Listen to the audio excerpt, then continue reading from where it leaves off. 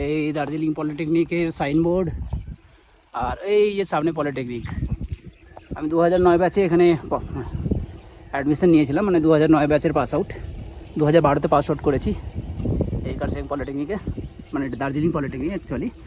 তো এটা অফিস, আর ওদিকে আরও বিভিন্ন অনেকগুলো বিল্ডিং রয়েছে, নিচে ক্যান্টিন রয়েছে।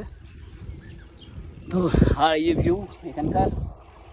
তো আজকে কার্সেং থেকে রওনা দিলাম, এই এখন সময় দেখতে হবে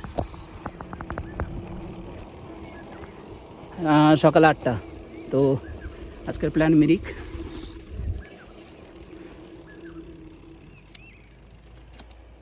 এবার মিরিকের রাস্তা পুরো খাড়া শুনেছি, এবার দেখা যাক কী হয়। যদি পসিবল হয় তাহলে যাব, আর যদি না পারি তাহলে মিরিক থেকে আবার ব্যাক কার্সেং। এখন ওটা কী হবে বলতে পারছি না।